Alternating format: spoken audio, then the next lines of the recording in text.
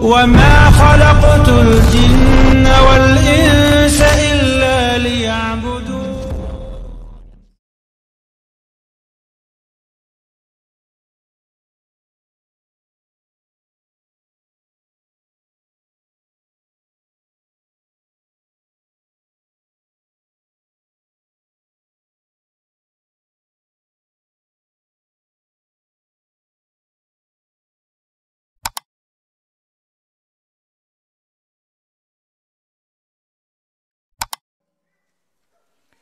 يا أيها الذين آمنوا اتقوا الله وقولوا قولا سديدا يصلح لكم أعمالكم ويغفر لكم ذنوبكم ومن يطع الله ورسوله فقد فاز فوزا عظيما. أما بعد فإن أصدق الحديث كتاب الله وخير الهدي هدي محمد صلى الله عليه وسلم وشر الأمور محدثاتها فإن كل محدثة بدعة وكل بدعة ضلالة وكل ضلالة في النار. معاشر المسلمين معاشر المسلمات إخواني وأخواتي في الدين rahimani wa rahimakumullah. Mari kita bersyukur kepada Allah tabaraka wa ta'ala, Rabbul Izzati wal Jalalah wa Rabbul Jabaruti wal Malakuti wal Kibriyai wal Azamah, atas segala limpahan rahmat dan nikmat yang tiada tara dan tiada terhingga yang Allah subhanahu wa ta'ala berikan kepada kita. Ketahuilah wahai muslim, wahai muslimah, setiap hari rahmat dan nikmat Allah yang Allah berikan kepada kita adalah rahmat dan nikmat yang tiada tara dan tiada terhingga. Belajarlah menjadi seorang muslim dan muslimah yang setiap hari merasakan curahan rahmat dan nikmat Allah yang tiada tara dan tiada terhingga tersebut. Karena memang rahmat dan nikmat Allah itu tiada tara dan tiada terhingga. Sehingga kalau kita pandai melihatnya, maka kita akan selalu merasakan Allah yang selalu menyayangi, merahmati, mencurahkan nikmat-nikmatnya kepada kita. Dan kalau itu terjadi, maka hidup kita akan terasa nyaman dan akan hilang dari diri kita segala keluhan demi keluhan.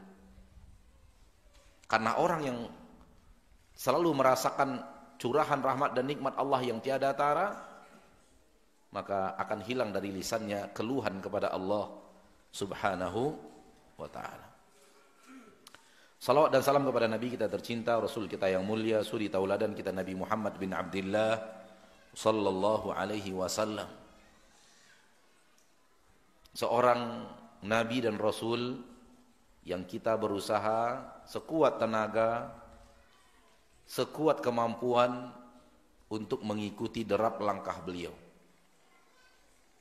Karena di dalam diri Rasul kita, dalam biografi Rasul kita terkumpul seluruh kebaikan. Seluruh kebaikan ada pada diri Nabi Muhammad sallallahu alaihi wasallam. Dan sekuat apapun kita mengikuti Rasul, Rasul tak akan terikuti. Sekuat apapun kita berbuat, mencoba untuk mengikuti derap langkah Rasul, tetap kita sangatlah jauh daripada meniru Rasul itu sendiri. Oleh karena itu, saya sangat teramat heran melihat saudara-saudariku kaum muslimin dan muslimat yang kemudian mengamalkan amalan yang Rasul tidak ajarkan. Untuk apa lagi itu? Mengikuti Rasul saja tak terikuti. Berusaha melakukan ibadah yang Rasul ajarkan saja tak kuat kita mengikuti Rasul sallallahu alaihi wasallam. Kita kerahkan segala kemampuan, kita kerahkan segala tenaga, kita kerahkan segala yang Allah berikan kepada kita, Rasul tak terikuti. Rasul jauh di depan kita. Lalu untuk apa lagi membuat amalan yang Rasul tidak ajarkan? Abdullah bin Mas'ud mengatakan, ittabi'u wa la tabtadi'u faqad kufitum. Ikuti saja yang sudah ada, jangan buat lagi hal yang baru. Semuanya sudah lengkap untuk kalian. Semuanya sudah tersedia. Agama sudah sempurna. Seluruh kebaikan sudah diajarkan di dalam agama Allah, di dalam sunnah Rasulullah sallallahu alaihi wasallam. Sehingga agama tidak membutuhkan tambahan apapun, sekecil apapun.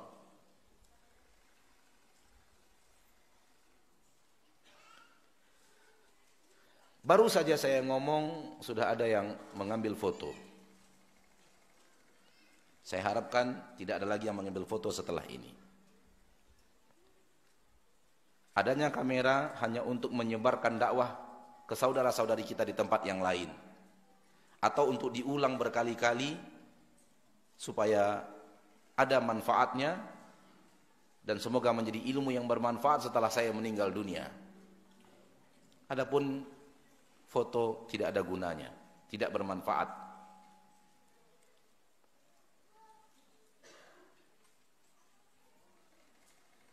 Kita buat peraturan sekarang ini.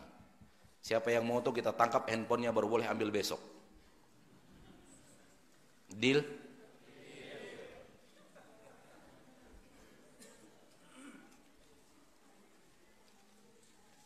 Foto sudah menjadikan fitnah besar di zaman kita sekarang ini.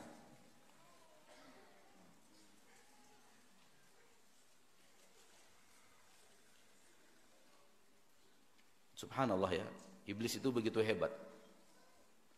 Antum foto sama ustadz saja, antum sudah bisa dibuat ria oleh dia.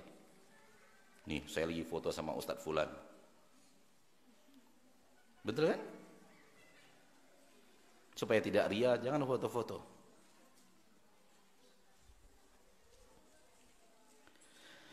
Ma'asyiral muslimin, ma'asyiral muslimat, ikhwani wa akhwati fid din rahimani wa rahimakumullah.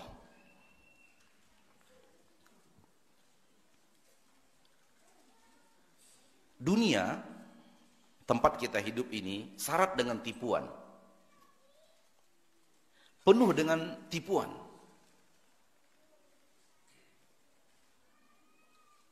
Dan Allah tabaraka wa ta'ala menyuruh kita berhati-hati tentang tipuan-tipuan dunia.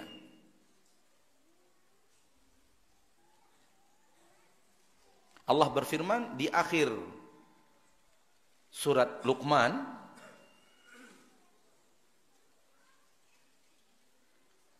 ayat yang kedua sebelum akhir,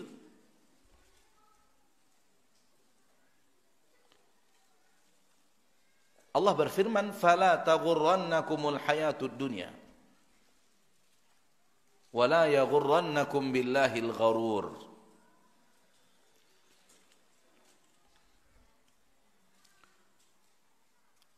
Coba kita buka surat Luqman-nya.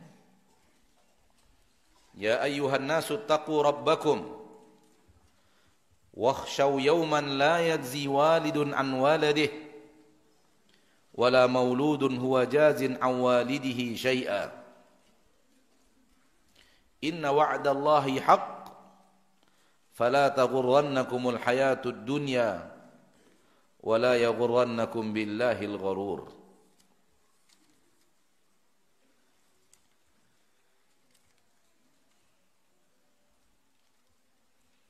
Surat Luqman ayat 33.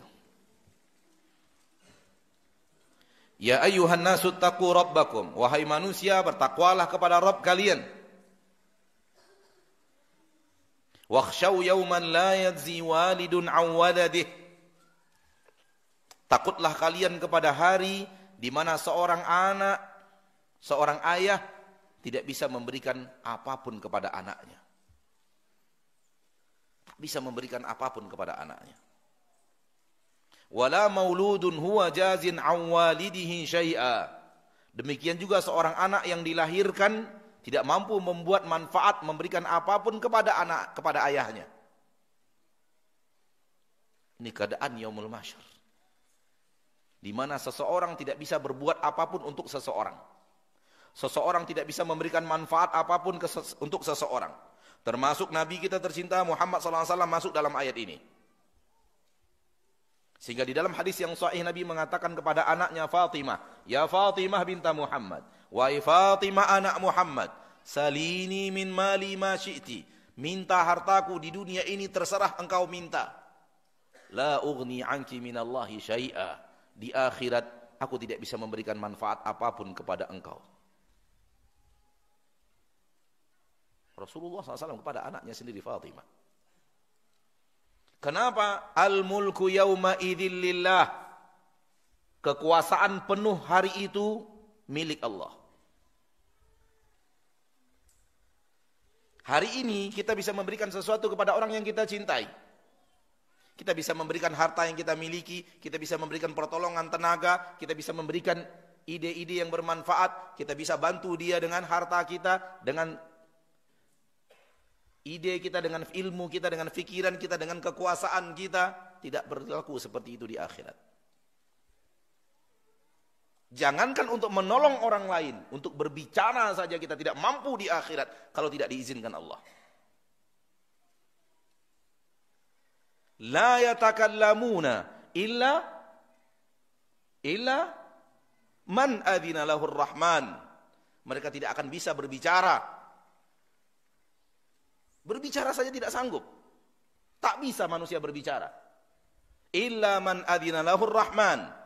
Kecuali orang-orang yang sudah Allah izinkan berbicara. Fulan, silakan berbicara, baru bisa berbicara. Kalau berbicara saja tidak sanggup, maka tidak akan sanggup memberikan manfaat apapun kepada orang lain. Kenapa? Al-mulku yawma idzil lillah. Kekuasaan pada hari itu semuanya penuh, total milik Allah Subhanahu wa ta'ala.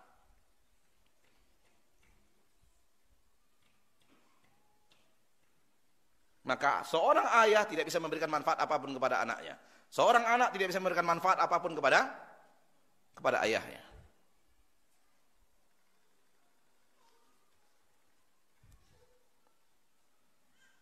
Inna wa'dallahi haqq. Sesungguhnya janji Allah itu hak. Yaitu hak kiamat itu pasti akan tiba, hari akhirat itu pasti akan datang. Itu bukanlah asatirul awwalin, dongeng-dongeng masa lalu. Itu bukanlah ifkun iftara, itu bukanlah dusta yang dibuat oleh para nabi dan para rasul. Ini adalah sesuatu yang benar-benar akan terjadi. Di akhir ayat Allah katakan, "Fala taghurrannakumul hayatud dunya." Jangan sampai kehidupan dunia menipu kalian. Jangan sampai apa?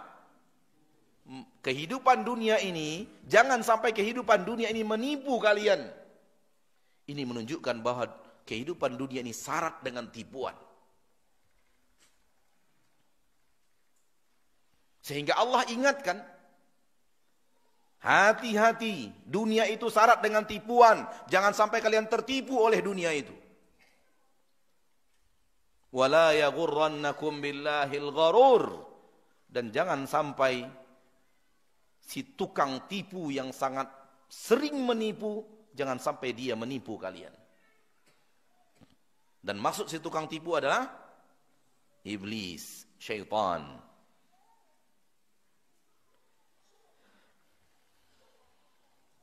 Ma'asyiral muslimin wal muslimat.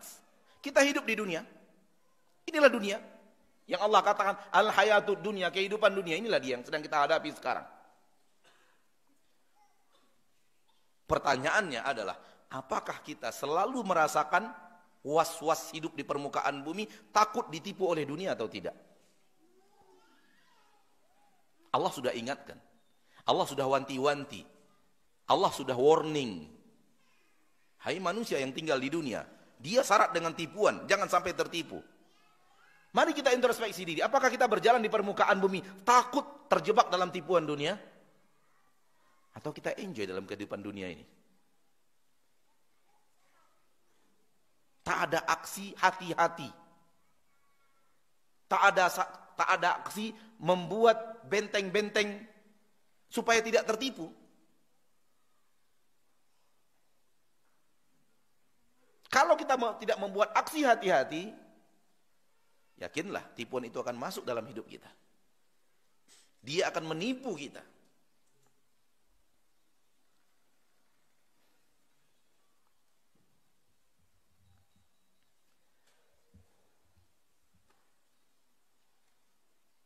Dunia sering tidak seperti yang terlihat.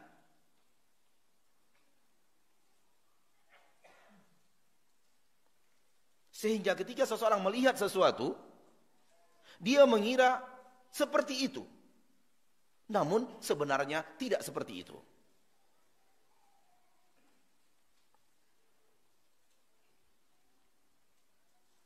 Dan dunia penuh dengan hal yang seperti yang kita katakan tadi. Dunia tidak seperti yang terlihat. Kita melihat sesuatu dan kita membuat hukum, membuat penilaian terhadap sesuatu yang kita lihat.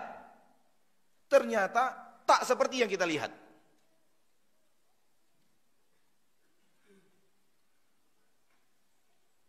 Suatu hari Rasul sedang duduk bersama para sahabat. Lewat seseorang. Rasul bertanya kepada para sahabat yang ada di tengah bersama Rasul. Apa pendapat kalian tentang orang yang lewat itu? Para sahabat menjawab dengan apa yang mereka lihat dan apa yang mereka saksikan tentang manusia itu. Orang yang lewat tersebut. Orang ini, orang yang kalau dia berbicara, didengar pembicaraannya. Kalau dia meminta, dipenuhi permintaannya. Kalau dia melamar, diterima lamarannya.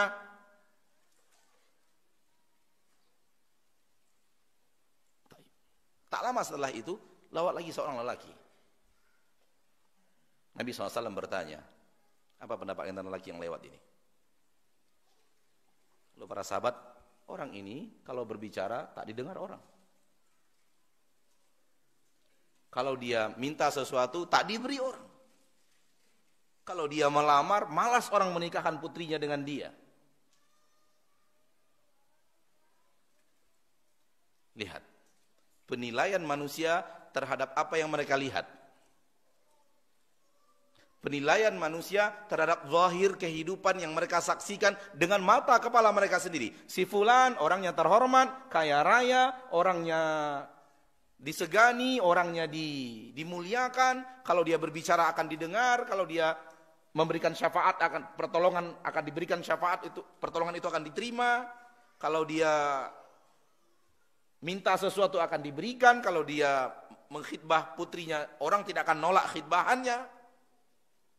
Yang satunya berbeda. Lalu apa kata Nabi kita tercinta?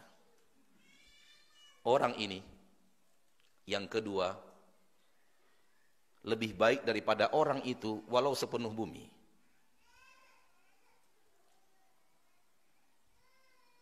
Orang yang kalian katakan kalau berbicara tidak didengar, kalau memberikan syafaat tidak diterima syafaatnya, kalau meminta tidak diberikan permintaannya, kalau melamar tidak diterima lamarannya, orang ini lebih baik dari orang tadi walau sepenuh bumi. Rasul bicara hakikat. Rasul bicara apa yang sebenarnya asli terjadi. Ini yang saya katakan, ma'asyiral muslimin, ma'asyiral muslimat, dunia sering sekali tidak seperti yang dilihat. Tidak seperti yang dipandang. Disinilah dunia itu sering menipu.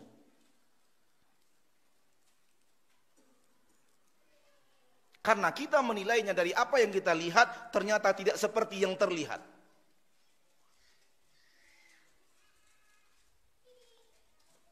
Mau dalil lain?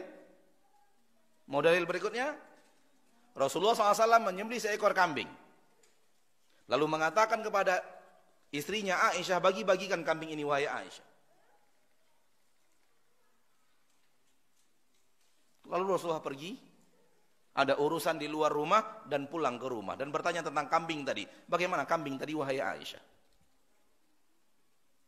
Kata Aisyah, sudah dibagikan semua dan sudah habis, yang sisa hanya sebuah paha.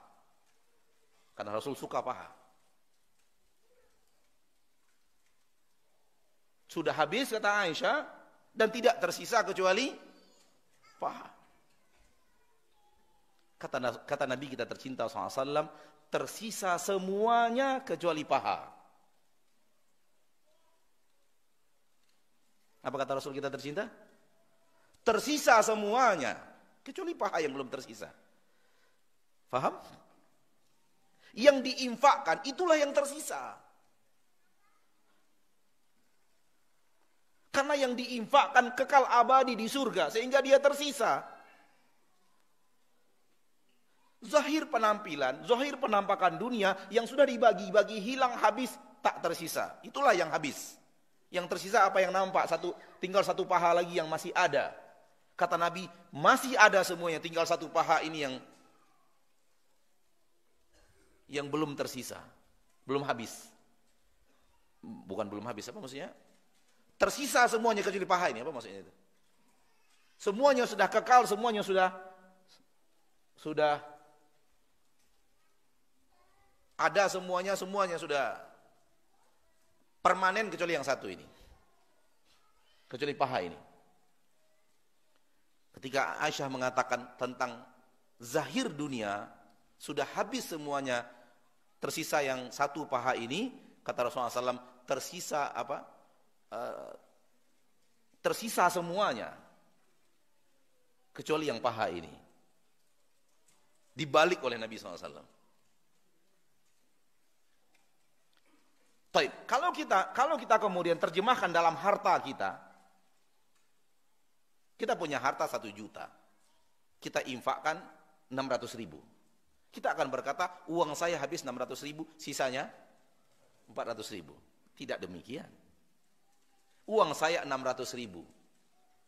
Karena 600.000 itu yang abadi. Uang 600.000 itu yang tersisa. Yang ini akan hilang.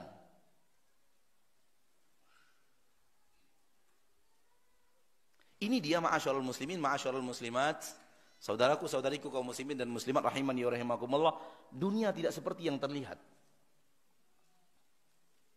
Sehingga ketika orang hanya melihat dunia, pasti tertipu.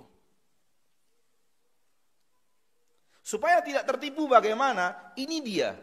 Allah turunkan Al-Quran.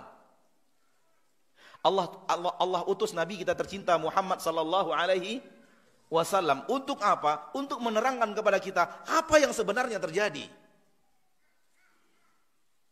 Supaya kita tidak tertipu dengan apa yang terlihat oleh mata kita.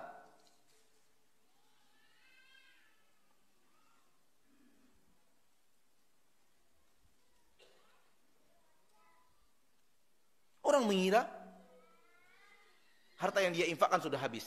Habis harta saya infakkan. Tidak. Justru Anda mengekalkan harta Anda yang Anda infakkan itu, Anda kekal abadikan. Adapun yang masih ada ini belum tentu menjadi harta Anda.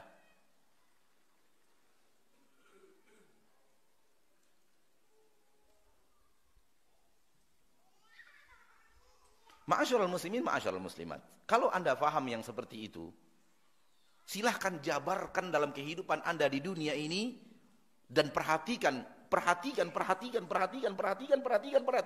Anda akan menemukan sangat banyak yang terlihat oleh mata, keadaan sebenarnya tidak seperti itu.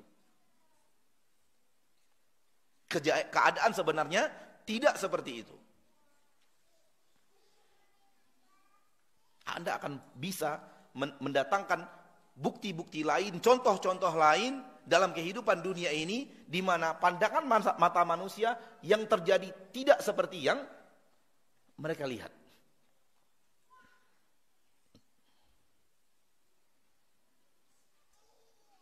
Real kehidupan yang saya pernah alami, real kehidupan yang pernah saya alami, suatu hari di pagi hari di bandar udara, di terminal pesawat, apa namanya?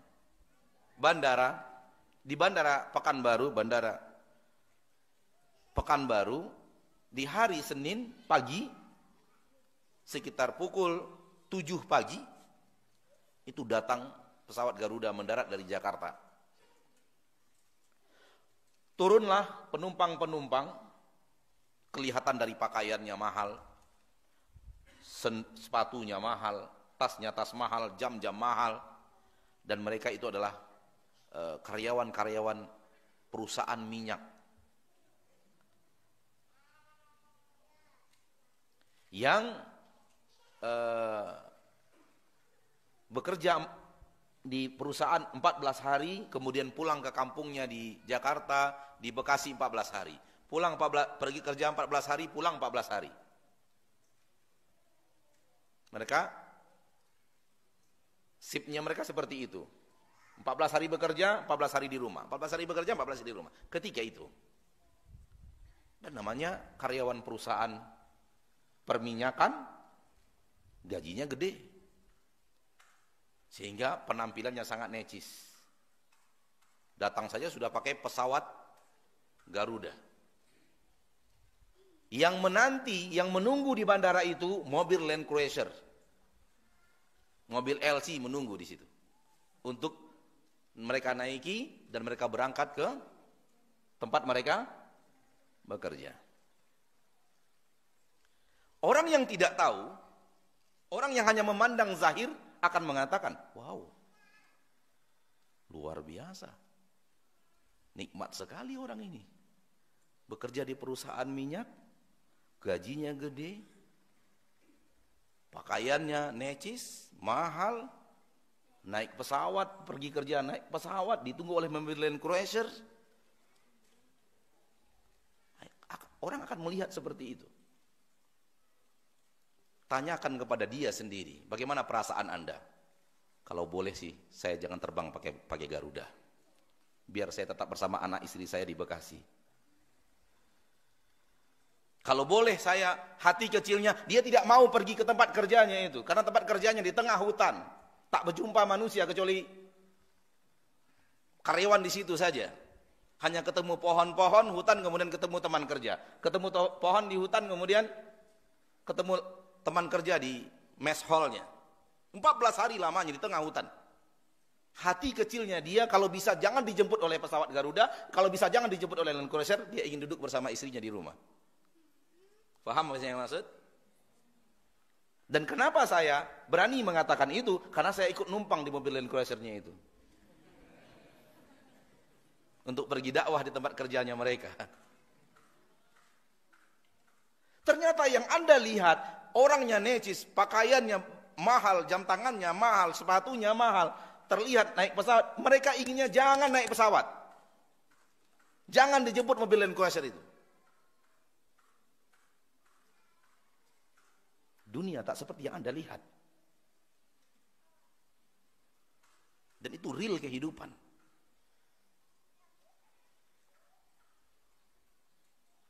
Taib. Kenapa Anda memberikan mukaddimah ini di dalam tema kejayaan yang hakiki? Anda hanya ingin mengatakan kepada Anda, sering manusia salah lihat apa itu jaya. Manusia sering salah nilai apa itu sukses.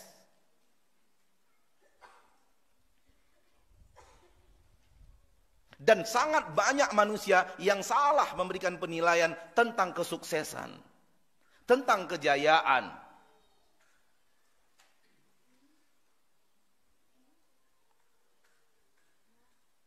Ternyata yang dikatakan manusia sukses itu nihil kesuksesan di tempat itu.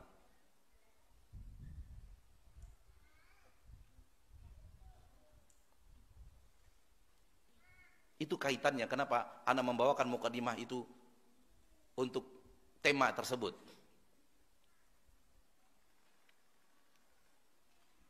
Gimana si fulan, sahabat Anda? Wah, sukses dia sekarang. Gimana suksesnya? Perusahaannya ada di 15 provinsi di Indonesia ini. Karyawannya sudah mencapai 25.000 orang. Istrinya 4. Kenapa antum ketawa? Giliran istri antum ketawa, kenapa? Perusahaan diam-diam aja, giliran istri ketawa dia, Masya Allah. Dasar laki-laki. Disebut perusahaan, tenang aja. Disebut karyawan 25.000, tenang aja. Giliran disebut istrinya 4, ketawa. Itu namanya fitrah, Pak.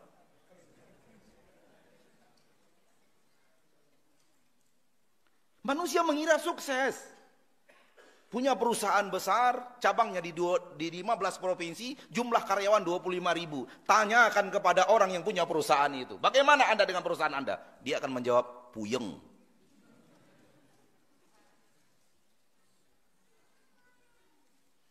Dia akan menjawab, capek.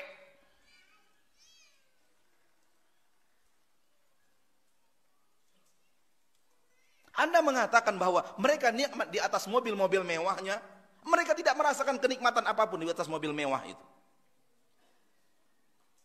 Anda yang membayangkan kenikmatan kalau Anda di atas mobil itu. Salah Anda itu. Kenapa membayangkan diri Anda di atas mobil itu? Paham?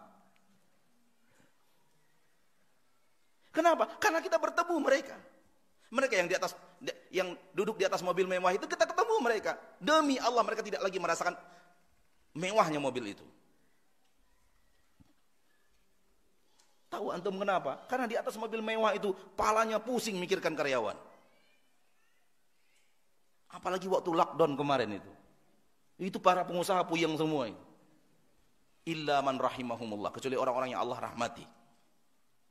Alangkah sedikitnya mereka.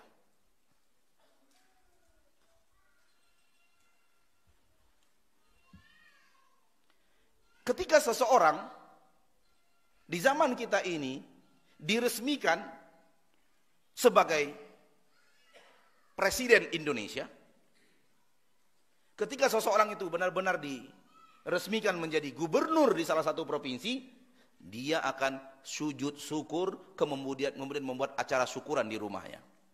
Betul? Itu salah. Karena yang benar adalah seperti Umar bin Abdul Aziz, ketika dilantik menjadi gubernur nangis. Itu yang benar.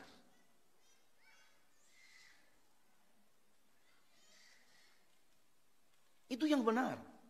Itu yang diajarkan oleh agama Allah. Itu agama yang benar, dan itu hal yang apa ya? Kebenaran yang hakiki, itulah dia. Menjadi seorang khalifah bukanlah kejayaan menurut Umar bin Abdul Aziz. Namun justru beban berat yang akan membuat dia bertanggung jawab besar di akhirat, yang mungkin bisa membuat langkah kakinya ke neraka.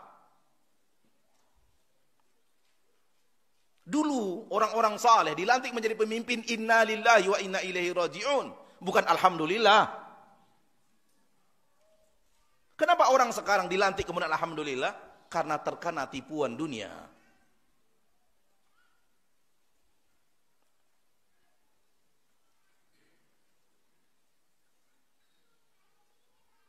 Dia tidak mengerti apa itu dunia, sehingga dia mengikuti zahir kehidupan dunia. Dia tidak pelajari Al-Quran, dia tidak pelajari hadis Nabi SAW, bagaimana berhadapan dengan dunia, bagaimana sikap yang benar tentang dunia, sehingga tertipu.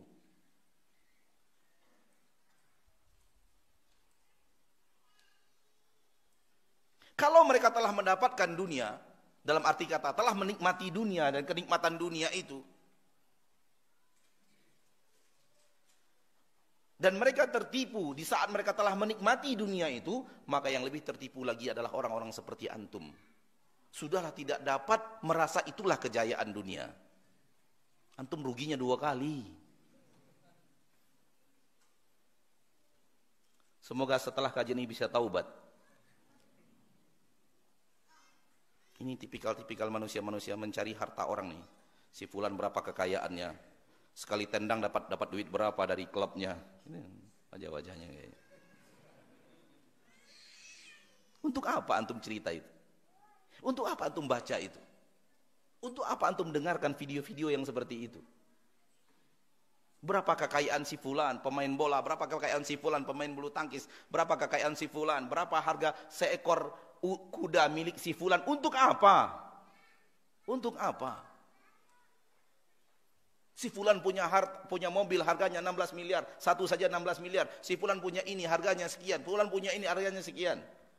Untuk apa coba? Antum merasa itu kejayaan? Antum merasa itu kesuksesan?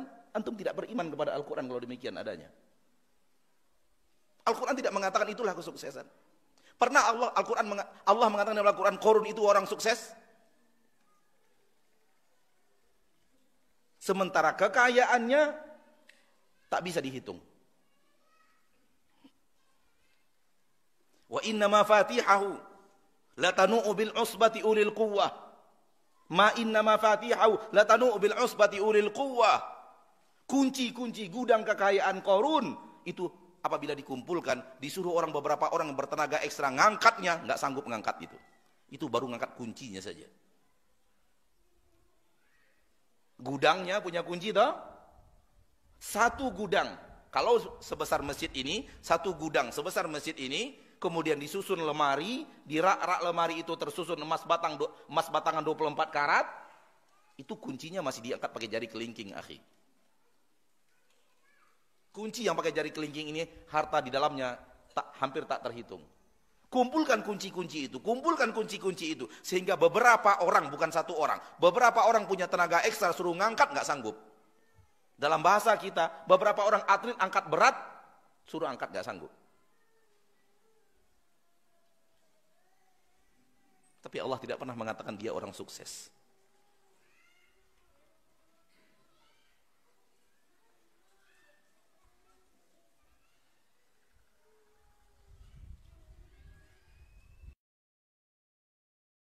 Allah tidak pernah mengatakan mereka orang yang sukses. Siapa yang Allah katakan orang sukses? Banyak di dalam Al-Quran yang Allah katakan orang sukses.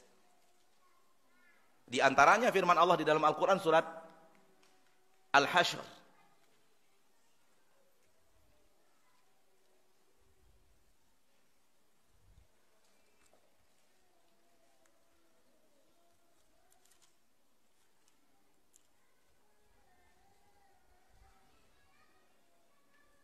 Ayat ke-9.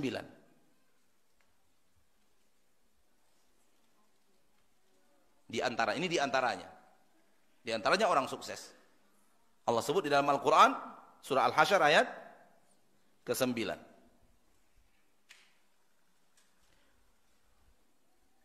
Walladzina tabawwa'ud dara wal imana min qablihim yuhibbuna man hajara ilaihim wa la yajiduna fi sudurihim hajatan mimma utu wa yu'thiruna ala anfusihim walau kana bihim khasasah wa man yuqa shuhha nafsihi fa ulaika humul muflihun. Dan orang-orang yang telah menyiapkan kampung mereka siapkan, yaitu kaum Ansar. Menyiapkan kampung mereka, menyiapkan keimanan. Yuhibbuna man hajara ilaihim, mereka mencintai saudara-saudara mereka yang hijrah ke negeri mereka. Mencintai muhajirin.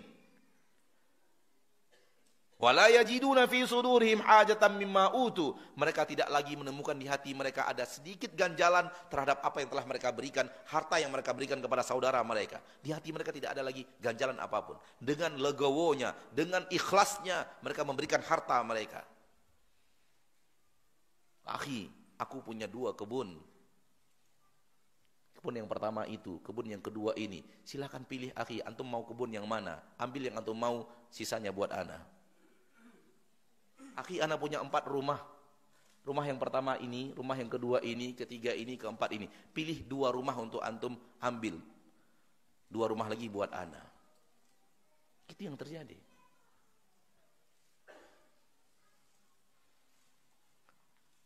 Dan setelah rumah itu diambil oleh saudaranya muhajir, setelah kebun itu diambil oleh saudaranya muhajirin, hatinya, loh kok saya berikan? Ya enggak ada. La yajiduna fi sudurihim hajatan mimma utu. Wa yu'thiruna ala anfusihim walau kana bihim khasasa. Mereka mendahulukan saudaranya muhajirin dibanding dirinya sendiri walau mereka sedang kesulitan. Wa man yuqa shuhha nafsihi fa ulaika humul muflihun. Barang siapa yang telah terpelihara daripada kekikiran dirinya, merekalah orang-orang yang sukses. Merekalah orang-orang yang jaya. Ini orang jaya yang Allah sebut di dalam Al-Quran. Di antaranya kaum Ansar yang telah berinfak, yang telah menyiapkan rumah mereka, menyiapkan harta mereka untuk saudara mereka yang hijrah, dan kemudian memberikan harta itu berbagi bersama saudaranya, dan bahkan mendahulukan saudaranya daripada dirinya. Mereka orang sukses yang Allah sebut di dalam Al-Quran. Namun kapan kita memandang orang yang rajin berinfak, itulah orang sukses. Kita hanya melihat orang yang sukses adalah orang punya harta. Orang sukses adalah orang yang punya tahta.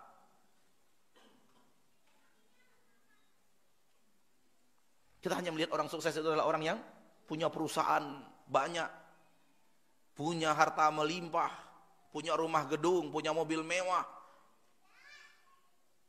Sementara Allah tidak pernah mengatakan itu adalah kesuksesan. Kita tertipu oleh kehidupan dunia. Baca di dalam Al-Quran tentang al-muflihun, siapa orang-orang yang muflihun. Tak ada satupun orang yang berharta, orang yang bertahta. Tak ada.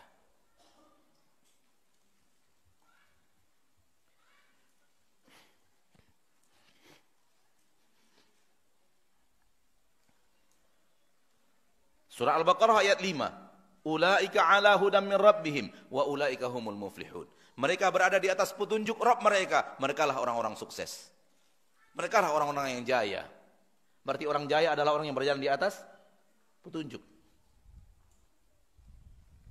Orang yang berjalan di atas syariat Allah yang benar, itulah orang yang sukses. Wal takum minkum ummatun yad'una ilal khairi wa ya'muruna bil ma'rufi wa yanhauna 'anil munkar wa ulaika humul muflihun. Di dalam surat Ali Imran ayat 104. Hendaklah kalian menjadi umat yang mengajak kepada yang ma'ruf, mengajak kepada kebaikan, melarang. Hendaklah kalian mengajak kepada kebaikan, mengajak manusia kepada yang ma'ruf dan melarang daripada yang mungkar, dan mereka adalah orang-orang sukses. Berarti di dalam ayat ini orang yang sukses adalah orang yang selalu beramar ma'ruf nahi mungkar. Kapan kita melihat orang yang beramar ma'ruf nahi mungkar itu adalah orang yang sukses? Coba.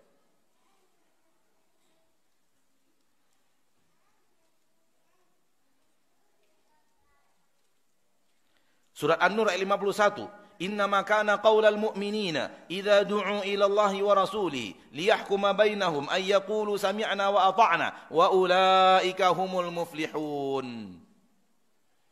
Perkataan orang-orang yang beriman kalau diajak kepada Allah dan Rasulnya, mereka akan mengatakan sami'na wa ata'na. Kalau itu yang mereka lakukan, mereka lah orang-orang yang sukses. Ya akhi, kesuksesan dan kejayaan yang Allah sebut di dalam Al-Quran berbeda dengan pandangan Anda tentang siapa yang sukses dan siapa yang jaya. Kalau memang sebelumnya Anda tidak pernah melihat orang yang patuh dan taat, mereka lah orang sukses. Orang yang rajin di atas hidayah dan petunjuk, mereka lah orang yang sukses. Orang yang rajin amar ma'ruf nahi mungkar, dialah orang yang sukses. Justru antum melihat orang yang menjabat, orang yang kaya raya, orang yang memiliki harta dan kemewahan, orang sukses, antum sudah sesat di poin ini.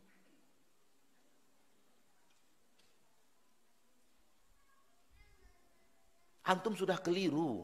Antum sudah terpesona oleh tipuan dunia. Al-Quran Allah turunkan kepada kita untuk kita tadabburi dan kita ambil pelajaran dari Al-Quran itu.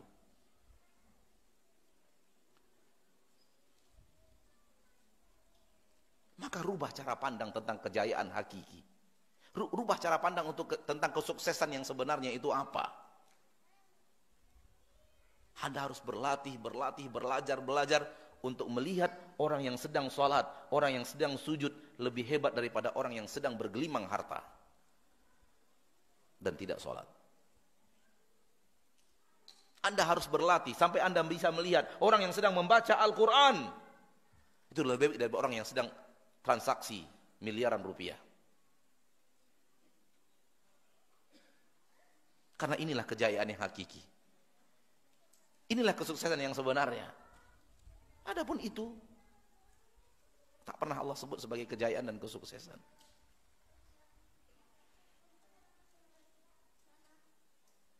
Ada sebuah kalimat diajarkan oleh Rasul sallallahu alaihi wasallam yang sebenarnya itulah kesuksesan yang sebenarnya. Dan mengajarkan kita untuk selalu melihat inilah dia kesuksesan, inilah dia kejayaan. Dan setiap hari kita dengarkan. Namun sayang kita tidak mengambil pelajaran daripadanya.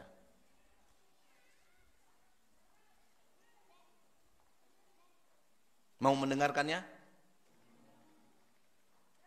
dengan syarat. Ana bacakan 1 kali saja.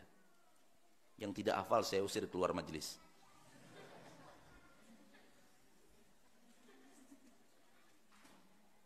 Datang dari Rasul kita. Rasul yang mengajarkannya kepada manusia.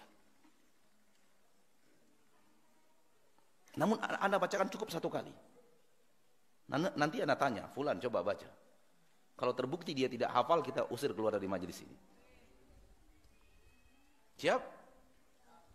Yakin? Pahit. Siapkan mental antum ya. Anda akan bacakan 1 kali. Dan kita akan saksikan apakah antum punya kekuatan hafalan atau tidak. Hayya 'alal falah. Hafal? Itu dia. Antum hafal? Coba baca. Alhamdulillah enggak jadi diusir dari majelis. Hayya 'alal falah datang dari mana? Dari Rasul dah? Rasul ajarkan kepada Bilal kumandangkan. Setelah itu turun-temurun sampai detik ini, sampai beberapa saat yang lalu kita dengarkan itu. Hayya 'alal falah. Mari menuju kesuksesan. Itu dia sukses akhi fiddin. Orang yang datang menghadap Allah, orang yang rukuk dan sujud kepada Allah, orang yang datang ke rumah Allah, orang yang bersimpuh dan duduk di hadapan, berdiri di hadapan Allah, bersimpuh di hadapan Allah, rukuk kepada Allah, memuja dan memuji Allah. Itu dia orang sukses. Anda diajak masuk masjid untuk menjadi orang-orang sukses. Namun sayang, antum menganggap pergi ke masjid itu bukanlah kesuksesan. Antum menganggap pergi ke masjid itu adalah kewajiban saja. Antum menganggap pergi ke masjid itu hanya menunaikan tugas kepada Allah sebagai hamba yang wajib sholat. Salah. Allah tidak mengatakan hayya ala ada'il wajib. Mari kemari tunaikan kewajiban. Bukan. Allah menyuruh hayya 'alal falah, mari menuju kejayaan. Kejayaan yang sebenar-benar kejayaan, karena dia adalah ma'rifah bukan nakirah. Namun berapa kali kalimat itu menyentuh telinga kita dan kita tidak merasa bahwa pergi sholat itu adalah pergi menjadi manusia jaya. Pergi mencapai kesuksesan hakiki. Salah kita. Kenapa? Tertipu oleh dunia. Terlalu sering mata kita pinjamkan untuk orang-orang yang mengisinya untuk hal yang tidak benar. Terlalu sering telinga kita pinjamkan untuk orang-orang yang memasukkan kalimat-kalimat dan kata-kata yang tidak benar. Udah di bawahnya. Terlalu sering.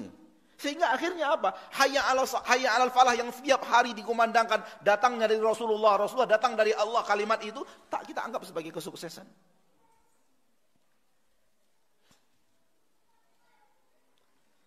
Siapa yang mau kita dengarkan? Rasul atau pembawa berita itu? Rasul atau penulis berita itu? Siapa yang menjadi suri tauladan kita?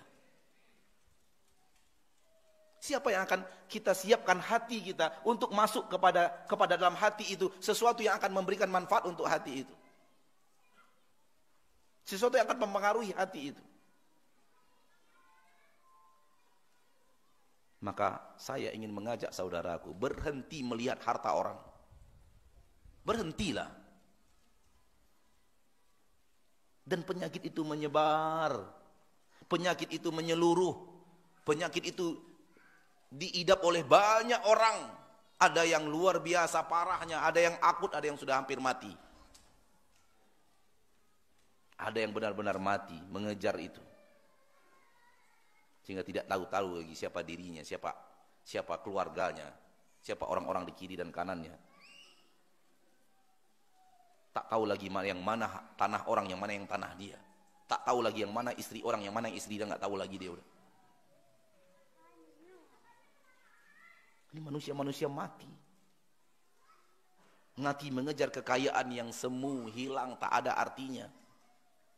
Bahkan di dalam kejayaan yang dia katakan kejayaan, penuh penderitaan, yang banyak sekali penderitaan di dalamnya. Kalau suatu saat antum bertemu Pak Gubernur, tolong tanya, Apalagi kalau gubernur itu ada hubungan famili sama antum, sehingga mungkin segan sama antum. Tolong tanya, misalnya fulan sebagai Pak Gubernur, sekarang ini jadi gubernur itu enak nggak? Saya yakin geleng itu Pak, ruwet, rumit.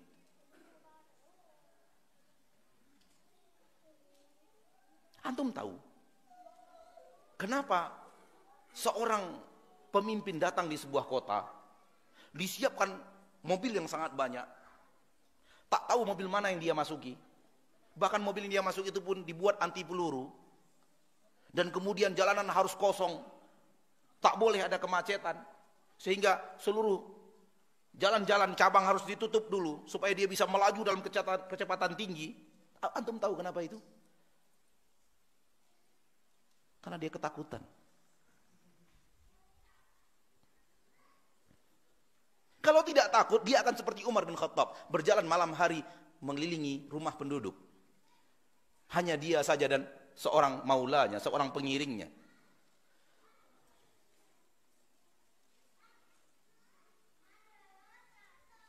Kalau dia tidak takut, dia akan seperti Umar bin Khattab, duduk bersama kaum muslim di masjid kaum muslim, bahkan tertidur di dalam masjid tanpa seorang pun pengawal.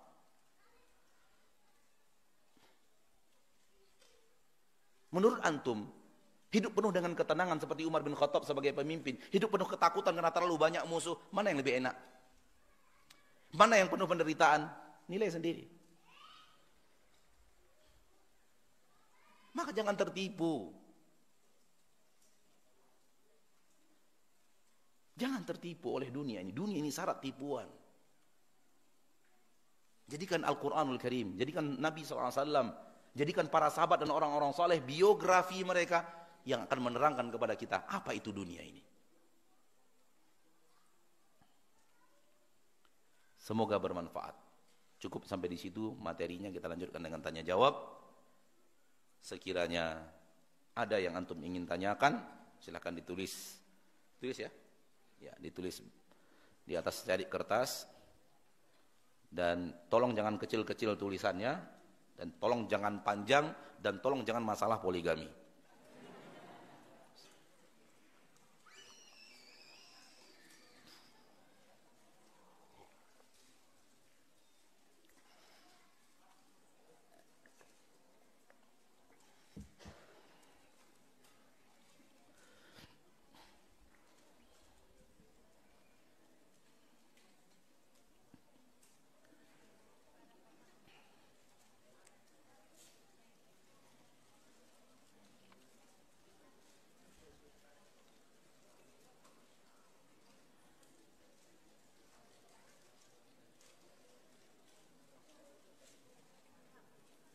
Pertanyaan pertama, Ustadz, sejauh mana kita dibolehkan mencari dunia agar kita tidak termasuk berlebihan?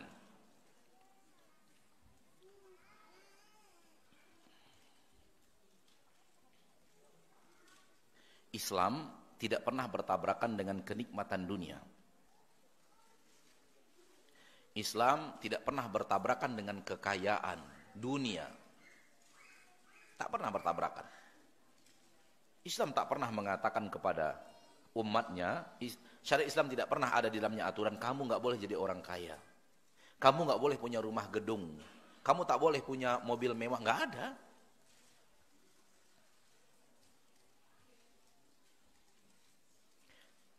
Sehingga tak ada apapun dari mencari harta atau memiliki harta pada dasarnya tidak bertabrakan dengan agama kita.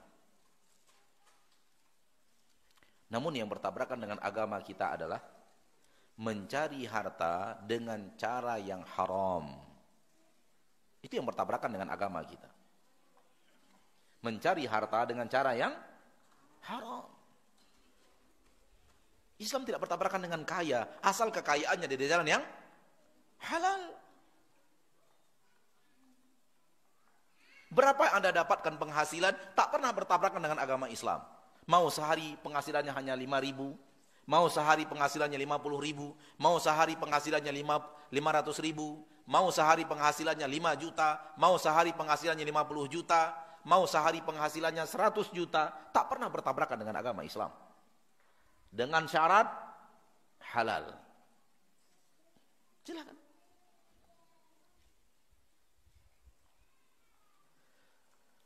Tapi kalau haram bertabrakan dengan agama Allah, bertabrakan dengan syariat Islam.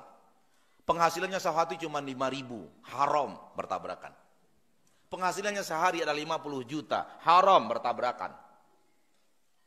Penghasilannya dari jalan riba, sehingga keuntungan satu bulan 50 miliar, haram. Maka selagi halal tidak bertabrakan dengan agama Allah. Namun tambahkan satu hal dalam mencari harta tersebut, yaitu niat saleh untuk membantu saudara Anda sekiranya Anda mendapatkan harta itu.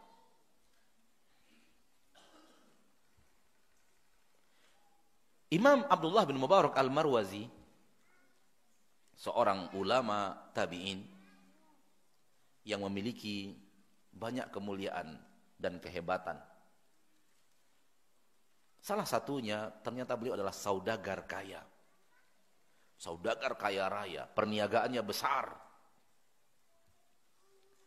Suatu hari beliau juga ahli ilmu, ahli hadis, ahli ibadah, ahli jihad, ahli infak dan sedekah, ahli puasa.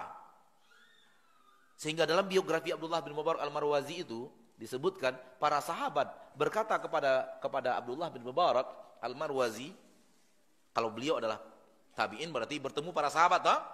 Namun tidak bertemu Rasul kita tercinta Muhammad sallallahu alaihi wasallam. Kata para sahabat kepada Abdullah bin Mubarak Al-Marwazi, "Lau ra'aka Rasulullah sallallahu alaihi wasallam la ahabbak." Kalau Rasul melihatmu, kalau Rasul bertemu denganmu, pasti Rasul mencintaimu. Lihat, para sahabat tahu siapa Rasul. Tahu siapa orang-orang yang dicintai Rasul. Dan para sahabat merekomendasi kalau Rasul melihat Abdullah bin Mubarak Al-Marwazi, pasti Rasul itu cinta kepada Abdullah bin Mubarak Al-Marwazi. Ahli ibadah, Pak. Ahli ilmu, ahli ibadah, ahli jihad. Ternyata juga kaya raya. Yang Anda takutkan ketika Anda ngomong gini, ahli ibadahnya antum tak terlalu peduli, ahli jihadnya tidak terlalu peduli, ahli ilmunya tidak terlalu peduli, ahli kaya rayanya yang antum peduli. Paham maksudnya? Jangan, ahli ibadahnya yang terpenting, ahli ilmunya yang terpenting. Ala kulli hal, suatu hari beliau berada di sebuah majelis berbicara tentang zuhud. Beliau berbicara tentang zuhud di sebuah majelis. Di sebuah majelis ilmu, beliau menyampaikan ilmu kepada kaum muslimin, beliau berbicara tentang zuhud. Akhifiddin, zuhud tidak ada hubungannya dengan harta sedikit. Untuk zuhud tidak mesti harus membuang seluruh dunia. Dan zuhud tidak bertabrakan dengan kekayaan. Orang kaya bisa zuhud, orang miskin bisa zuhud. Orang kaya bisa tidak zuhud, orang miskin bisa tidak zuhud. Utsman bin Affan zuhud. Ala kulli hal, hari ini beliau bicara tentang zuhud. Besoknya beliau terlihat sedang bersama dagangan yang sangat besar. Perniagaan yang sangat besar. Sehingga sahabat beliau berkata kepada beliau, "Ya Abdullah, wahai Abdullah, baru kemarin engkau bicara zuhud, sekarang engkau bersama bisnis perniagaan yang sangat besar ini, bagaimana ini wahai Abdullah bin Mubarak?" Kan seolah-olah kalau kita tidak ngerti apa itu zuhud, seolah-olah bertabrakan kan? Karena zuhud dalam pandangan banyak orang sekarang tak boleh punya harta, tak boleh punya mobil mewah, tak boleh punya pakaian bagus, tak boleh punya rumah gedung.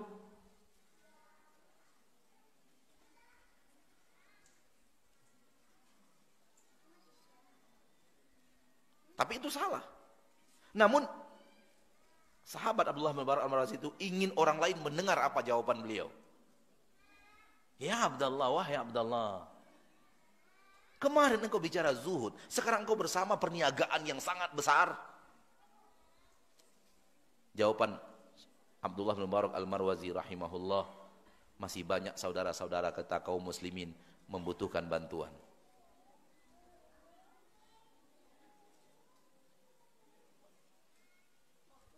Kata sahabatnya, ma ahsana hadza idza maqtarana bihadza. Alangkah indahnya ini kalau gabungnya atau koneksinya dengan ini. Paham maksudnya? Alangkah indahnya ini, yaitu perniagaan besar. Kalau partnernya di dalam hati adalah ini, yaitu niat ingin membantu orang lain. Suatu hari Abdullah bin Mubarak Al-Marwazi ingin pergi haji. Dia umumkan di majelis, tahun ini saya ingin pergi haji. Kalau antum-antum mau kumpul di rumah saya, lalu kita bicarakan teknis keberangkatan haji, kita satu kafilah saja. Maka orang-orang yang berniat untuk pergi haji di tahun itu kumpul di rumah Abdullah bin Mubarak Al-Marwazi rahimahullahu rahmatan wasi'ah.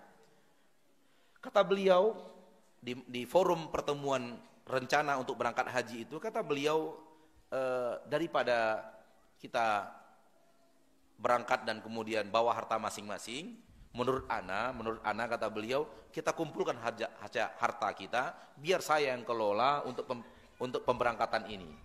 Jadi antum kumpulkan harta, kita kumpulkan harta kita, biar saya kelola, sehingga pelaksanaannya atau apa namanya itu, teknisnya dari satu pintu saja. Antum tinggal menikmati, antum nggak perlu lagi buat makanan, sudah ada orang yang buat makanan yang kita sewa, sudah ada, begitulah lebih kurang. Paham maksudnya? Oke. Setuju mereka. Ditentukanlah hari di mana mereka membawa harta mereka, tabungan mereka yang mereka gunakan bekal untuk ibadah haji. Berkumpul lagi di rumah Abdullah bin Mubarak Al-Marwazi dan beliau menyiapkan kotak-kotak. Ini kotak, silahkan isi harta antum di situ dan letakkan nama antum di situ.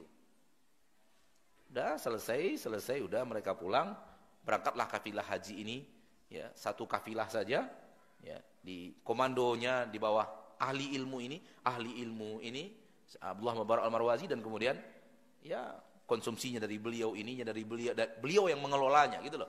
Paham? Beliau yang teknis pelaksanaannya dari beliau. Terus berjalan sampailah ke Mekah. Melaksanakan ibadah haji, seluruh perjalanan ibadah haji mereka satu kafilah, satu kelompok, selesai sampai ibadah haji. Begitu mau pulang ke negeri mereka, dikumpulkan lagi oleh Abdullah bin Mubarak Al-Marwazi. Abdullah bin Mubarak Al-Marwazi mengatakan, mungkin istri kalian nitip sesuatu, minta belikan.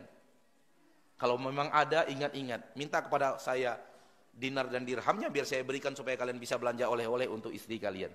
Berarti kalau kita lagi safar istri nitip, itu udah dari dulu kala, Pak. Enggak sekarang aja, Pak. Karena itu fitrah manusia itu. Jadi jangan antum istri nitip, minta belikan ini, minta ini, jangan, oh ini enggak, dari zaman dahulu kala itu. Tabiin yang soleh juga istrinya pada nitip.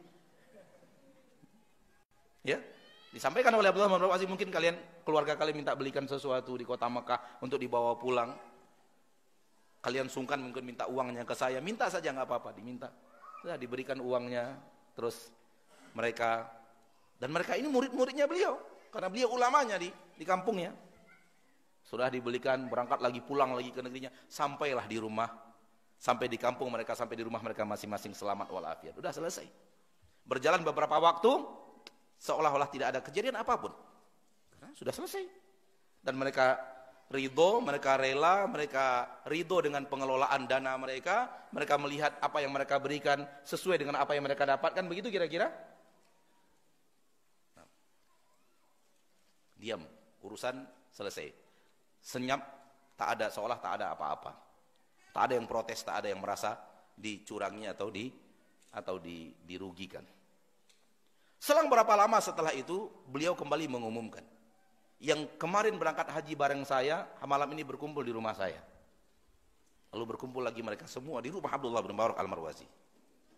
Kata beliau, setelah itu perintahkan ajudannya, karyawannya, tolong bawa kemari. Lalu dibawa lagi peta, kotak-kotak tadi dibawa lagi dan diserahkan kepada pemiliknya. Ini harta kalian. Artinya apa? Seluruh biaya perjalanan beliau yang tanggung. Dikembalikan lagi harta mereka utuh di tempat itu, utuh berapa jumlahnya dengan nama yang tertera di atas kotak itu sendiri masing-masing. Dikembalikan lagi kepada pemiliknya. Ini Abdullah bin Mubarak al-Marwazi. Ini orang zuhud. Ini orang zuhud. Jadi harta tidak bertabrakan dengan agama. Justru dengan harta seperti inilah Utsman mencapai kemuliaan. Justru dengan harta seperti inilah Abdurrahman bin Auf mencapai kemuliaan. Justru dengan rajin berinfak dan bersedekah inilah biografi hebat Abdullah bin Mubarak al-Marwazi terwujud dengan izin Allah. Maka gunakan harta untuk kebaikan. Gunakan harta untuk membantu sesama, jangan justru gunakan harta untuk bermusuhan. Wallahu taala alam. Jadi silakan mencari, nggak apa-apa. Tapi jangan tertipu, jangan membuat kita sibuk, yang membuat kita lalai dari membaca Al-Quran, lalai dari sholat, lalai itu pasti salah. Dan ketika berbisnis itu niatkan untuk membantu kaum muslimin, dan ketika dapat benar-benar bantu, jangan niat doang. Gitu. Wallahu a'lam.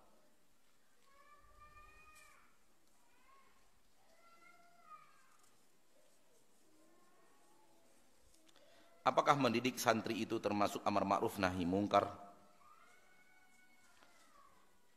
Mendidik santri termasuk mengkader orang-orang baik, insyaallah ta'ala. Dan setiap ajakan kita mengajak kepada yang ma'ruf, itu adalah amar ma'ruf. Dan setiap santrinya salah kita tegur, semua itu adalah nahi mungkar. Wallahu a'lam.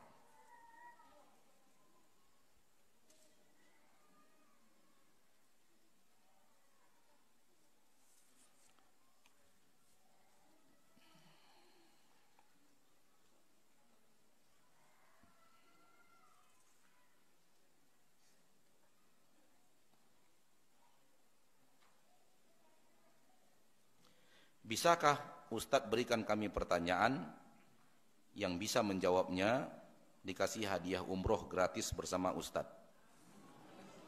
Salah orang antum.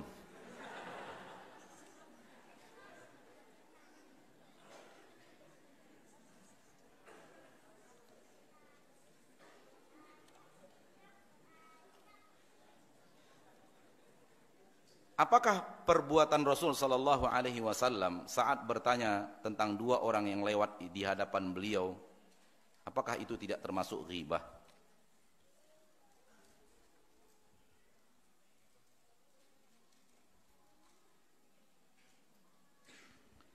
Akhi fiddin, kalau dia ghibah mustahil Rasul melakukannya. Antum gimana ini? Otak antum gak becus kayaknya.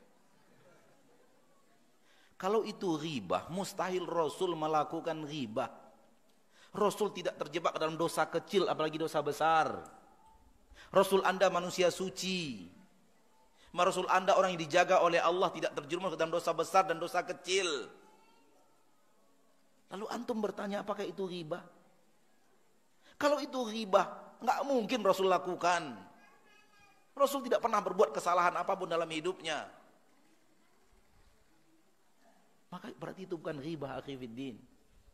Itu mengajarkan ilmu saudaraku. Wallahu a'lam.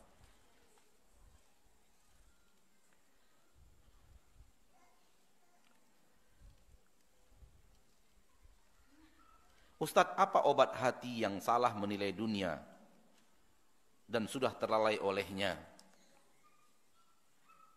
Al-Quran dan seluruh makna yang ada terkandung di dalamnya untuk ditadabburi, itu obat hati. Dan biografi Rasul sallallahu alaihi wasallam untuk dipelajari, untuk melihat bagaimana Rasul berhadapan dengan dunia, itu obat hati.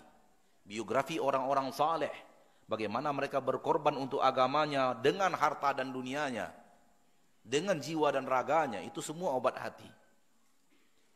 Dan terutama adalah Al-Quran untuk ditadabburi.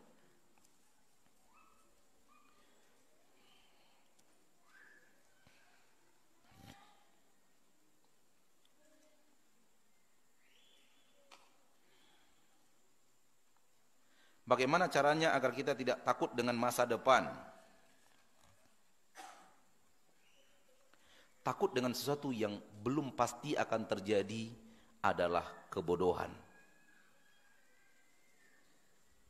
Takut dengan sesuatu yang belum pasti akan terjadi adalah kebodohan.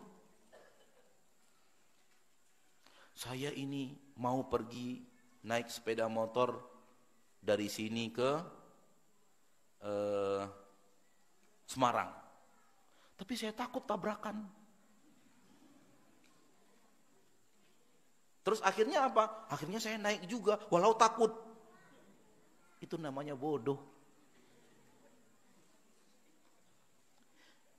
Kenapa? Yang harusnya terjadi adalah hati-hati supaya tidak tabrakan. Itu yang benar. Sebelum ke Semarang, masukkan mobil antum bengkel, lihat bagaimana remnya, lihat bagaimana minyak remnya, lihat kampas remnya, lihat olinya, lihat bannya, perhatikan yang lain, tanya teknisi itu, insya Allah sudah bagian sudah aman untuk perjalanan ke Semarang atau belum. Setelah semua itu antum lakukan sebagai ikhtiar, mulai antum keluar rumah dengan baca bismillah, tawakkaltu 'ala Allah, la haula wala quwata illa billah, Allahumma inni a'udzubika an adhilla aw udalla, dan seterusnya. Lalu kemudian antum bismillah, antum baca doa safar, Allahu akbar, dan seterusnya. Allahumma anta sahibus safar wal khalifatu fil alam, dan seterusnya. Lalu antum berhati-hati dalam perjalanan. Jangan ngebut enggak jelas, jangan zigzag enggak jelas. Begitu yang benar. Jangan belum pasti akan tabrakan toh. Mungkin ada kemungkinan tabrakan toh. Kalau toh pun kita bagus, orang lain juga bakal. Kalau Allah takdirkan, ya seperti yang kita ketahui dalam kehidupan kita. Tapi takut nggak jelas itu adalah kebodohan. Akhirnya kalau demikian hidup kita takut terus dan takut terus. Nah, jadi tidak perlu takut berhadapan dengan sesuatu yang akan terjadi. Karena yang kita takuti itu belum tentu akan terjadi. Satu, yang kedua, apa yang akan terjadi di masa depan semuanya sudah tertulis di Lauhul Mahfuz. Dan kita beriman kepada takdir bahwa semuanya sudah dituliskan. Kita hanya akan menjalani sesuatu yang tertulis. Maka jangan lagi takut dan khawatir cemas. Sifat orang yang beriman yang ada di dalam Al-Quran tentang orang-orang yang beriman, sifat mereka la khaufun alaihim walahum yahzanun. Mereka tidak takut dan mereka tidak sedih. Tak ada ketakutan menyerang mereka dan mereka tidak bersedih. Seluruh para ahli ilmu, ahli tafsir sepakat tidak takut memikirkan masa yang akan datang. Tidak sedih mengingat masa lalu. Hidup kalau sudah bisa tak sedih dengan masa lalu dan tak gentar dengan masa yang akan datang, nikmat luar biasa. Nah, bolehkah seseorang bercita-cita memiliki perusahaan yang besar, mobil yang mewah, serta istri yang cantik? Tergantung siapa dulu orangnya. Kalau sekira-kira dia sekarang punya modal besar, ayahnya juga pengusaha, lalu cita-citanya punya perusahaan besar, apalagi tadi? Mobilnya mewah, istrinya cantik, ini kayaknya nyambung.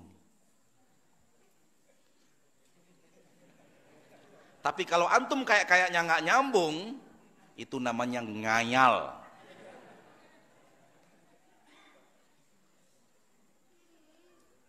Ngayal itu namanya, Pak.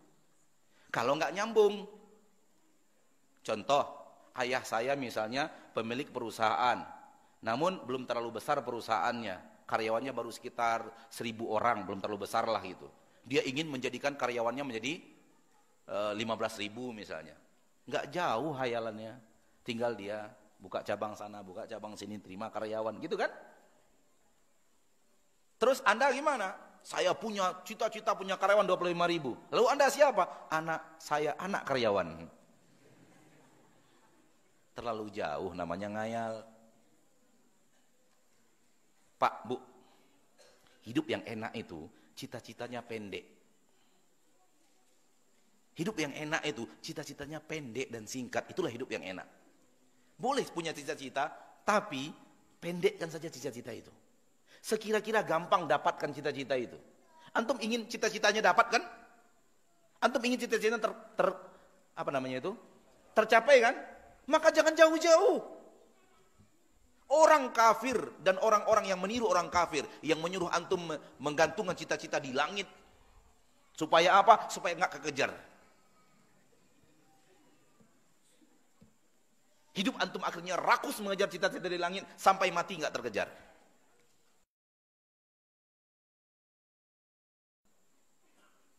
Yang benar itu cita-cita singkat, Pak. Pendek aja cita-cita. Orang mukmin itu sifatnya bukan tulul amal, panjang angan-angan, enggak. Yang benar itu pendek, singkat. Contoh saya saja, contoh pengalaman saya ya. Semoga bisa jadikan pengalaman. Saya dulu punya pinjaman mobil dari mertua. Mobil itu Kijang Grand Max, Kijang Grand tahun 95. Dipinjamkan oleh mertua, Masya Allah. Nikmat itu, punya mobil pinjaman itu nikmat.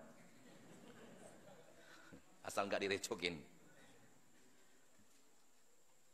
Qadar Allah ketika itu memulai usaha, pengusaha mulai berusaha nebar madu ke apotik-apotik, ke beberapa toko-toko swalayan, kita tebar madu, kita kemas, kita tebar madu. Sekitar tahun 2009 kali. 2009, sekitar itu. Bukan, salah. Sekitar tahun 2004 atau 2005. Sekitar 2004 atau 2005 kejadiannya itu. Jadi dipinjamin mertua. Qadar Allah, begitu usaha baru akan dibangun, begitu sudah nyebar di Pekanbaru madu kemasan kita, saya dengan beberapa satu orang ikhwan bekerja sama, mertua minta mobilnya. Sementara kalau nyebarkannya pakai sepeda motor susah, pakai keranjang susah. Ya karena pemilik mobil minta mobil, wajib diberikan. Dan wajib berterima kasih telah meminjamkan kita beberapa saat kendaraan tersebut. Lalu usaha ini bagaimana? Akhirnya saya punya cita-cita. Punya cita-cita beli mobil Kijang Grand tahun 96. Kredit. Tuh lihat. Cita-citanya nggak jauh-jauh. Bukan ketika mobil ditarik saya inginnya Ferrari. Bukan ketika ditarik saya inginnya Land Cruiser. Enggak. Cita-citanya hanya ingin punya mobil Kijang Extra tahun 96. Setingkat lebih tinggi dari, setahun lebih tinggi dari mobil yang ditarik mertua. Itu cita-citanya. Dulu saya paling takut untuk kredit kendaraan dulu. Takut sekali. Karena takut nggak kebayar. Namun kondisinya menuntut harus punya kendaraan. Akhirnya ya udahlah, saya katakan kepada teman yang berbisnis dengan dia, beliau lebih banyak bergerak daripada saya, ayolah cari mobil, insya Allah kita coba pergi ke ikhwan kita kredit ke dia. Lihat, cita-citanya hanya Kijang Grand tahun 96. Akhirnya dapat Kijang Kapsul tahun 97. Enak kan? Melebihi cita-cita. Itu hidup nikmat, Pak. Itu hidup nikmat, wahai ibu. Salah kalau cita-citanya tinggi. Karena antum kalau cita-citanya mobilnya adalah Lamborghini, dapatnya mobil Nissan X-Trail, antum masih ngedumel.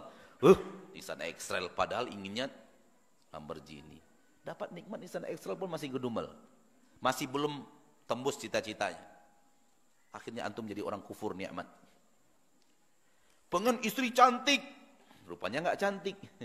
Selamat menderita.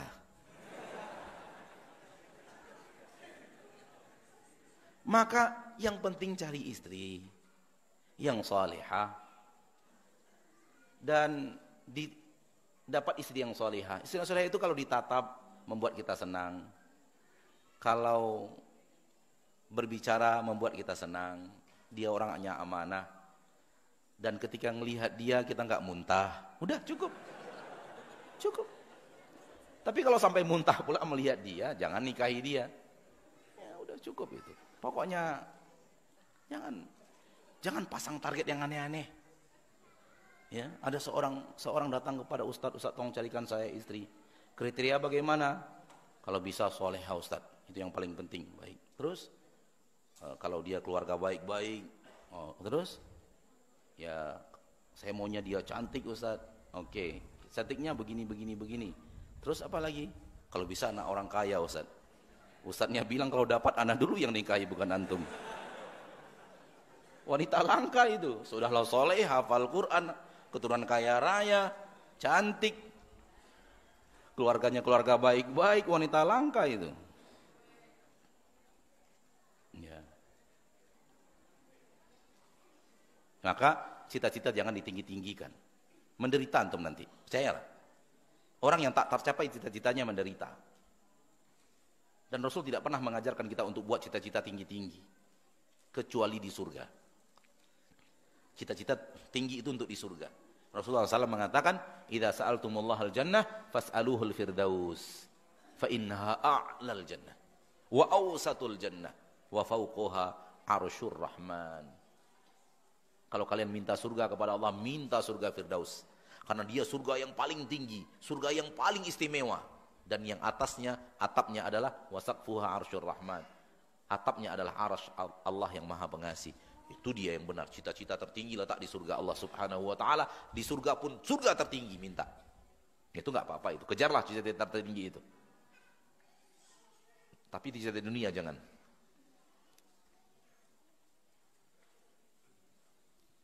Pertanyaan terakhir pada kesempatan yang berbahagia ini, Ana sudah nikah 2 tahun, qadarullah belum diberi anak. Amalan apakah yang bisa Ana dan suami lakukan? Dan bagaimana supaya hati Ana pasrah dengan dan tenang?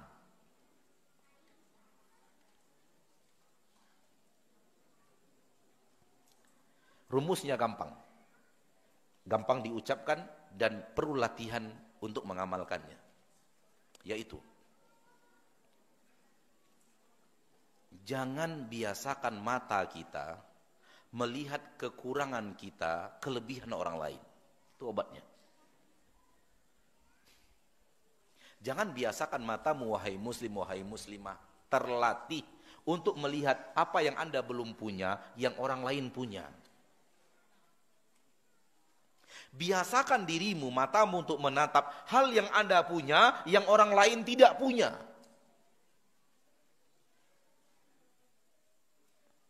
Kalau Anda mau melakukan itu, berlatih melakukannya, dan selalu melakukannya, biiznillah, kesedihan antum belum punya anak akan hilang, dan hati antum akan tenang walau tidak punya anak.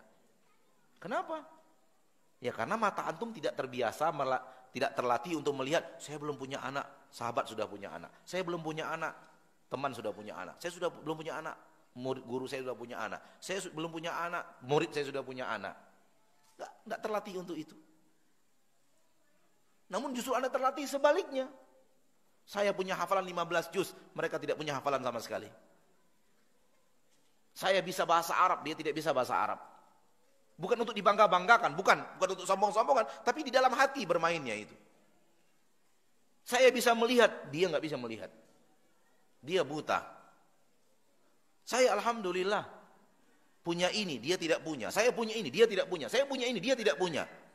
Dan kalau itu yang antum melakukan, hilang yang namanya hati sedih karena tidak punya anak. Kenapa? Masih terlalu banyak nikmat Allah yang Allah berikan kepada Anda yang Allah tidak berikan kepada orang lain. Maka biasakan mata melihat kelebihan kita, kekurangan pada orang lain. Jangan biasakan mata melihat kekurangan kita, kelebihan pada orang lain. Itu obatnya. Hadisnya dalam Rasulullah ada. Unzuru ila man huwa asfala minkum wa la tanzuru ila man huwa fawqakum. Lihat yang di bawah kalian, jangan lihat yang di atas kalian.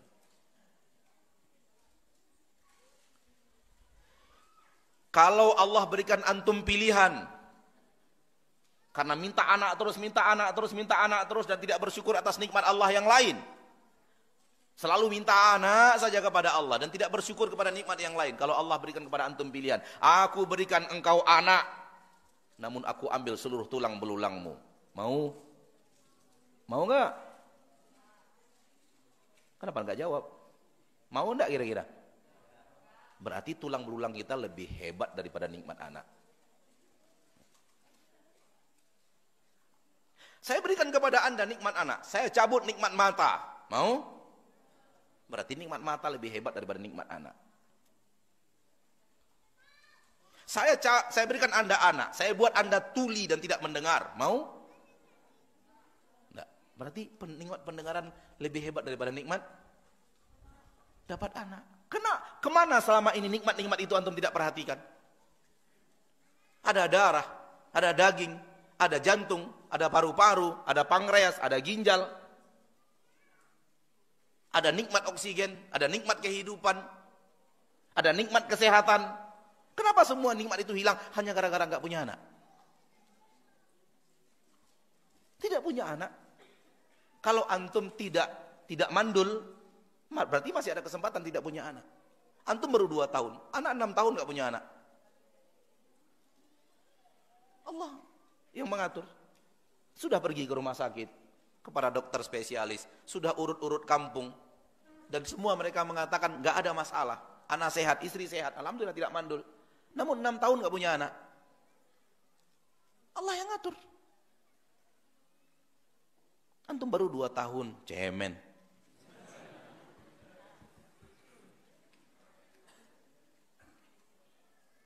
Maka lihatlah kelebihan yang kita punya, kekurangan pada orang lain. Jangan lihat kekurangan kita, kelebihan pada orang. Itu obatnya. Semoga antum bisa dan semua kita bisa berlatih untuk itu. Kalau kita latihan itu dan mahir melakukan itu, hidup ini nikmat, nikmat, nikmat. Kenapa? Kita selalu melihat kelebihan kita. Bukan untuk dibanggakan, tapi untuk permainan hati atau sesuatu yang kita latih di dalam hati kita. Nikmat itu. Subhanallah nikmat. Demi Allah antum pasti menyaksikan terlalu banyak nikmat Allah yang Allah berikan kepada anda yang tidak Allah berikan kepada orang lain.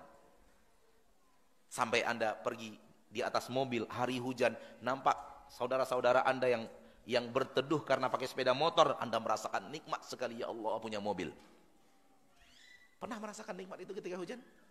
Atau hanya sekedar lewat, lihat orang rame-rame nongkrong gara-gara harus nunggu hujan, teduh. Ya akhi, rasakan nikmat mobil anda yang punya atap itu dan punya AC itu. Ketika anda melihat saudara anda harus berteduh di suatu tempat menunggu hujan reda. Selalu latih. Akhi fiddin, pasti berlalu dalam hidupmu. Engkau ambil sesuatu di rumahmu yang engkau katakan sampah, tak berguna, tak ada manfaat, harta yang bagimu adalah sampah di rumahmu. Anda ambil lalu anda letakkan di sebuah tempat, orang rebutan mencari nafkah di sampah hartamu itu. Pernah? Pernah tidak? Apalagi sudah. Yang bagimu sampah, bagi mereka mata pencarian. Kenapa tidak bersyukur ya akhi?